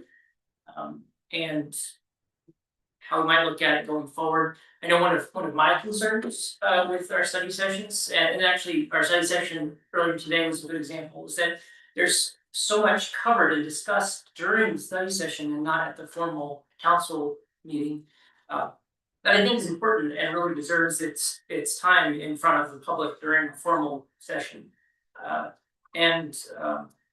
So I would just like to a little bit of background, if some of the veterans here would mind helping me out. Attorney Harkness. So study session, or the. We used to do many moons ago, study sessions were a rare thing, they became a bi-monthly, or bi-weekly, excuse me, occurrence. Because at the time, our regular meetings were becoming so long because we had so many questions on every agenda item. And so I think at the time the council was looking for a remedy. And one of the things that they came up with was to do a study session to get ideally get all the questions about the complicated action items out ahead of time so that the regular session meeting wouldn't take forever. It's kind of almost the same scenario as what Councilwoman Davis come up with the closed sessions. You know, you spend an hour talking about one agenda item and some of the public doesn't want to stick around to talk about item number 5 on the agenda because we're beating a dead horse on questions on agenda item A. So I can't remember if it was how it got suggested, but I remember telling council that like the city of Eaton Rapids, before I started with them, they do a study session, a 2-hour study session. It doesn't necessarily go the entire meeting, but they have a 2-hour study session at 5 o'clock, and then their regular meeting starts at 7. And their regular meeting usually lasts about 15 minutes because they've already discussed everything. The public can come to the study session if they want, and they just get in there. They're like, all right, we already talked about this, let's vote. And I think that was the idea behind it. Mayor Pro Tem French. Yeah, I think that our charter says that the meeting starts at 7. And we were a council that argued quite a bit. And so we just go on and on and on and on, and we were having council meetings that wouldn't get out till 11. And so that was a way to sort of get some of the meat and potatoes out of it. I would agree with you, I would love, I work out of town, I have to rush through dinner to get to dinner before my council meeting, and so I would love for us to forego council study sessions unless absolutely necessary. So if we have a developer who's gonna come and make a presentation to us, and we wanna be able to make sure that we have enough time to get through the rest of our agenda, then maybe we'd have a study session with that, and it would be public just like they are now, but it would be a single item kind of thing. Sort of like what we did today with Mickey. Mickey came and he didn't think we were gonna ask questions for half an hour, but we did. And so I think those are useful, but I think it should not be I think we know each other well enough. And I think also the thing that we forgot to do, because there was a lack of trust in those days among some, is that we get our packets on a Thursday or Friday, Wednesday or Thursday of the week before. And our job is to read that as soon as possible so that we can then contact our city manager with questions that we have. And they can answer those questions outside of city council. We can review those responses at the regular meeting, but if we come in without having read our packets, then it's all discovery and it takes longer and longer and longer to get done. But if we've read our packet, we can write down the questions we have, we can contact our city manager, and they can take the answers for us before we meet on Monday. So that we don't have to hash all that out. And if we want to review during council member comments or during an item discussion, thank our city manager for providing information that we needed for us to be able to make a decision, yes or no on something. And I think if we refocus our efforts on understanding that our role as city council members is not to get the meeting packet on Monday afternoon or Monday evening and read it and then be ready for the meeting, but to do it the week before, to take the weekend and take some time and reflect. So that even Monday morning, you call the city manager, hey, I got a question about this, what's this about? And they will answer. So I think if that's the thing that we do, and we get to have an extra half hour to have dinner and be a little more relaxed and review about stuff before we come to council meeting, I'm all for it. So we have had some meetings where we've canceled that study session because there wasn't enough new information that we had discussed at some time prior. You know, so I think depending on what's on the agenda, how much is on the agenda, what's new on the agenda, we kind of make a judgment call as to whether or not we're gonna have that study session. But kind of like what Mayor Protem French said, I think we had in past practices, folks who did not prepare. And so they came to the meeting asking all kinds of questions. But as soon as I get my electronic packet, I'm looking at it, I'm looking at the attachments. If I don't see something, I'm getting a hold of Jill. If I have questions, Colin's getting a call or an email, city manager right away, because I want to get these questions answered. So a lot of times when I'm sitting here at council, I'm not asking questions because I already have the answers. And so I do want us to be able to talk about certain items because that gives the city some understanding of where we're coming from before we make that decision. So instead that we do have dialogue, but it doesn't have to be belabored arguments. And that's coming from misunderstanding. So that's kind of how we got back to having study sessions, because like Mayor Protem French said, we were here at 10 or 11 o'clock, you know. It was not good. I would also add, I remember Colin in the old days. If I had a question or someone on council had a question on Colin would then reply to everybody in the council, hey, Councilman French had this question about this particular item, here's my response to it, right? And when Cheryl was our city manager, he did the same thing. So I think that could be a standard practice, so that all our questions are public within the council, and they can be disseminated, and if people want to FOIA that email or that question, then that's certainly possible. Not if I'm giving you advice. No, but I mean for informational purposes from the city manager. Yeah, Councilor. And just quick 2 cents, I like the idea of limiting those study sessions, because I worry that the things we cover in the study session aren't as readily visible. So we're online today, and I think people see that, and it feels more transparent. Unless we need to have that study session, it feels more transparent to have those discussions here. Yeah, thank you, Mayor. I was on council when we started doing the study sessions again. Well, when we implemented the study sessions, and I think like over the course of the last year with the study sessions have been helpful. We've covered a lot of heavy lifting, from the roads to the water to new development, things like that. But to Andy's point, there are times where we have a limited agenda and we don't necessarily need the time beforehand to go over everything that we may have to discuss in the meeting. But there is a benefit on those days like today where we have questions for Mickey and it might take us a while to get to them. And it can shave a little bit of time off the end of the meeting, so we're not 9-10 o'clock going home, even though we're probably 9 o'clock tonight. But with that being said, I would support making an adjustment, but I can also imagine there'll be days when we need to have it. If we have it on those days, I'm fine with that. Yeah, that makes perfect sense to me. I do find a lot of value in certain study sessions that we have, and I think today was certainly a good example of where they really are an important tool for the council to have. But again, my biggest concern is that there are some important parts of aspects to the discussions that we have. The parts, even that maybe things we don't disagree on, that I think is important for the public to see, because the public asked us to represent them. And I think it's important for them to see their representative engage in a conversation on the official level in our meetings.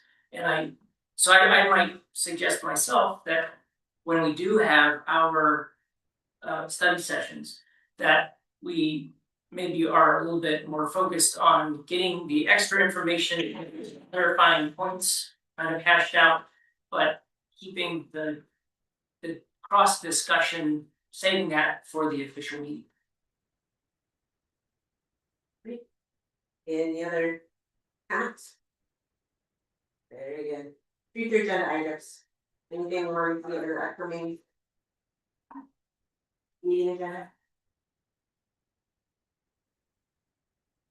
Public comments? Is there anybody in the gallery that would like to say and address council? You may use what to say.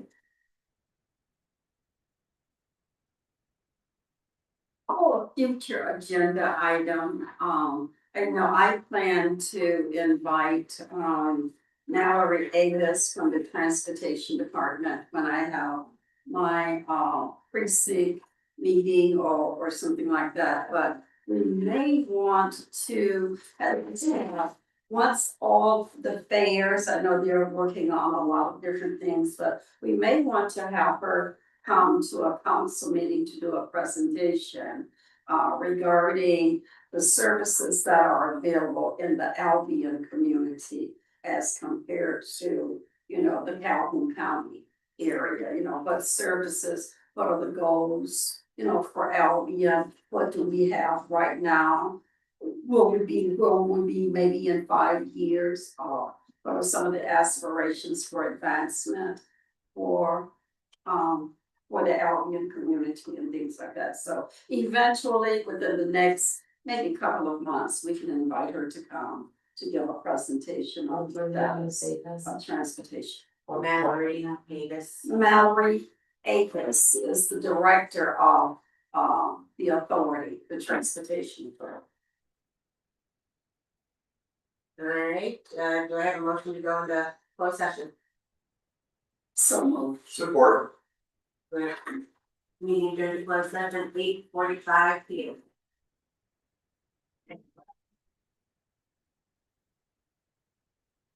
Going back.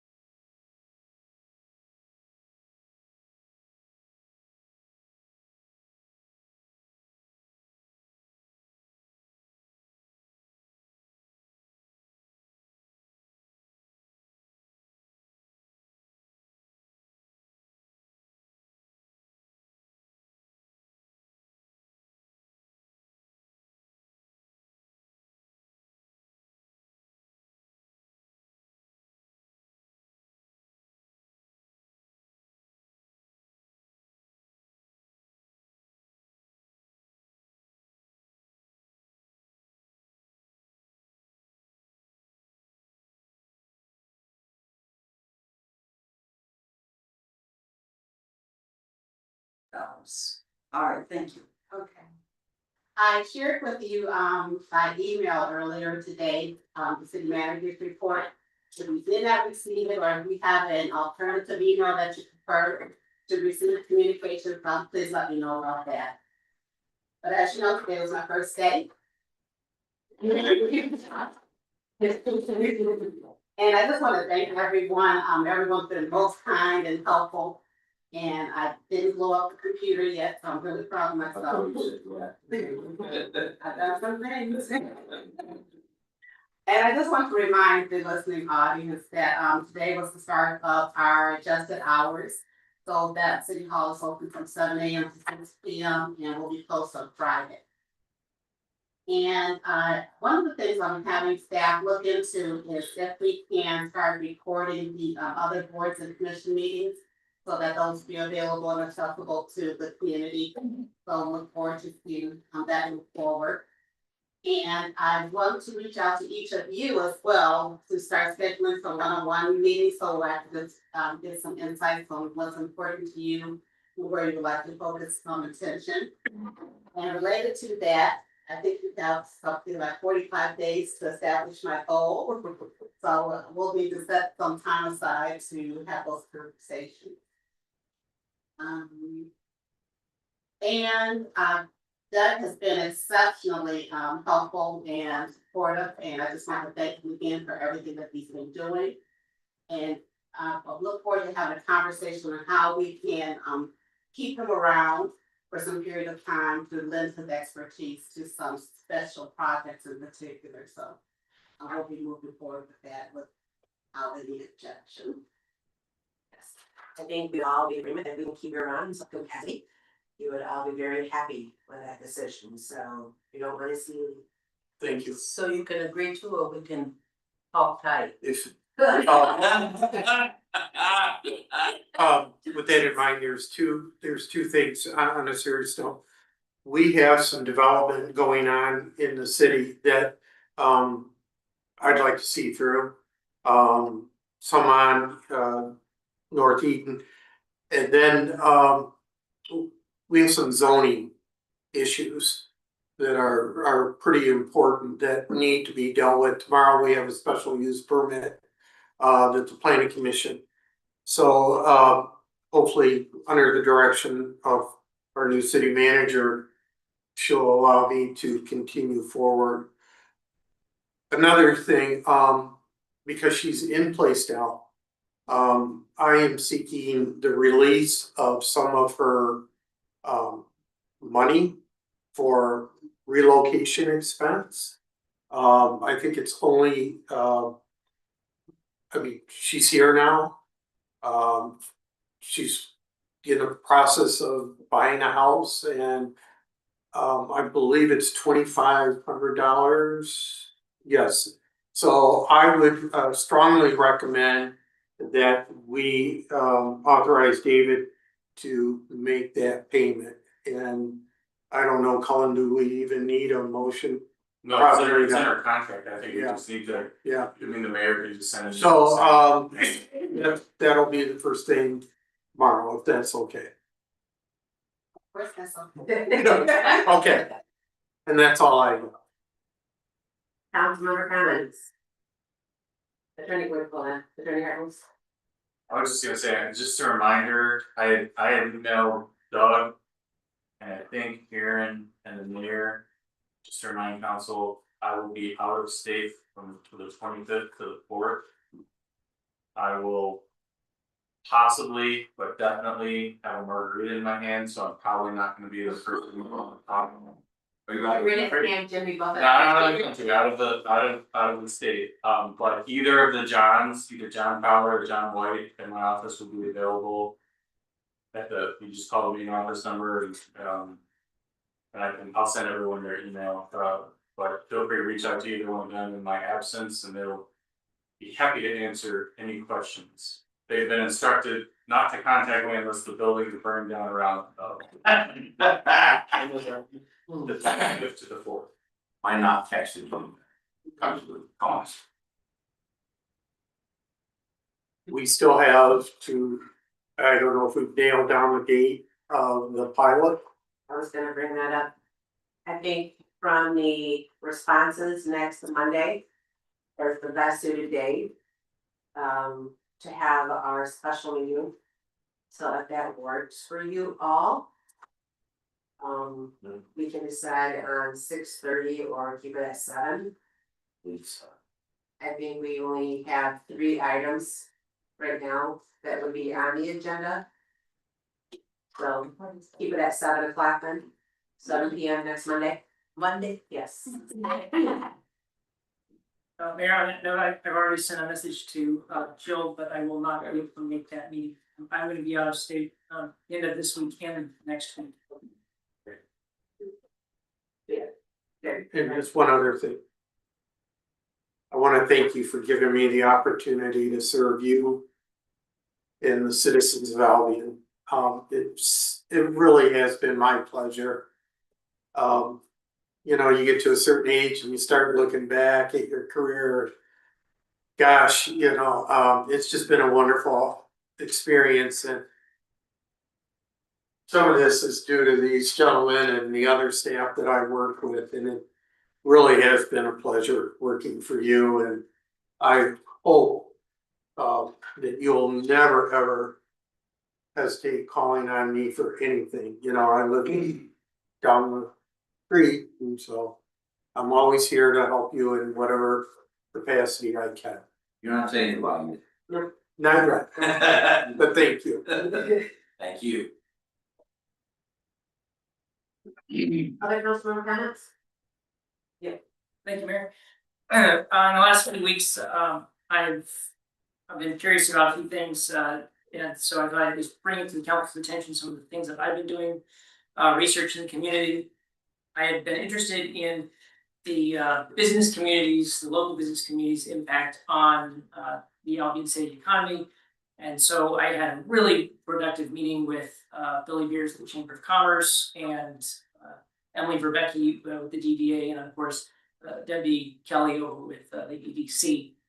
We had a great meeting, kind of look at the downtown commercial district and look at some of the development for the industrial center, and just kind of getting an idea of what the pulse is on Albion business and what exactly, how much do they bring to the city at large, and that relationship, and how we might be able to continue to build that relationship going forward. Some pretty great feedback and some great ideas of how we can better kind of get a hold on, particularly our downtown. I think that our historic downtown is and could certainly be a bigger draw for tourism. And so I'm really interested in finding ways to support the business community, certainly all over our city, but also our downtown, to really try and bring it up.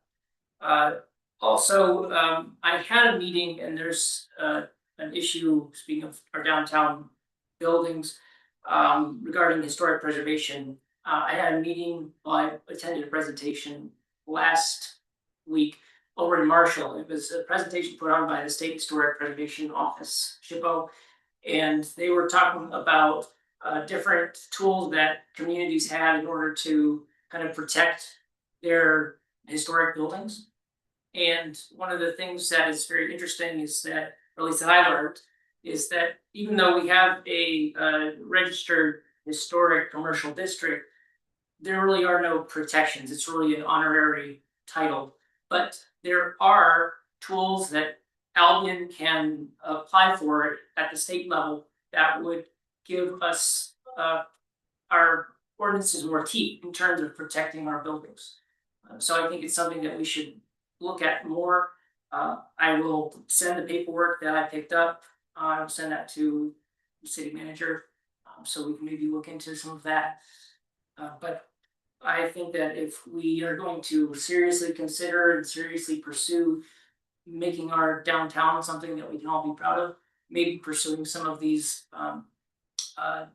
financial incentives and also historic preservation protections might be a good thing to do. Wonderful, thank you for that. This past weekend, our Concord High School basketball team pledged to the Division IV state championship. Concord basketball has been led by our own, Marcus Smith, who was an Albion College resident, Albion College graduate and Albion resident. I wanna say congratulations to the entire basketball team for a fabulous season. We do have several young men who live in Albion who play on that team, so I wanna be able to congratulate them publicly all. Marcus was assisted by his father, Robert Giles, as the assistant coach, who also lives in Albion. His son, Marcus Gill Jr. was on the team. Daryl Dean Jr. also on the team, Darrell Jackson and Tyler Rundle. All of them are Albion residents, so they deserve kudos and a pat on the back if you happen to run across them. Also, the women's basketball team are still in postseason playoff. They have a game tomorrow night, so we encourage the women's team as much luck as the guys seen this year. So just want to publicly congratulate both teams on their wonderful seasons and the boys Division IV championship. And yeah. I just want to say thank you to the council for approving my attendance to MML, our attendance to MML. We had the opportunity to share 2 days with our new city manager, and as well as with other municipal areas and some of the things that they're facing and some of the challenges that they are working on as we are. So it's always a good networking experience, you know, to be with others who are in Michigan and encountering some of the same things that we, as well as learning new avenues and new possibilities in terms of what is available to us, in terms of grants and things like that. I know last time I did a slide presentation. I don't know if you want to sit up and look at a slide presentation, but just want to say thank you. There is a certification program with municipal government that I wasn't aware of in terms of things that council members should know. And I don't know how many steps there are. Seems like there maybe about 15, but there is a process of learning how to be an exemplary council person in your community.